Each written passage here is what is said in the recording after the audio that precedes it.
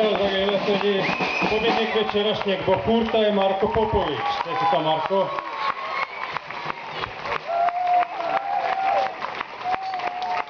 Svaka čast svim sudionicima. Puno zahvaljujem gospodinu Peteru.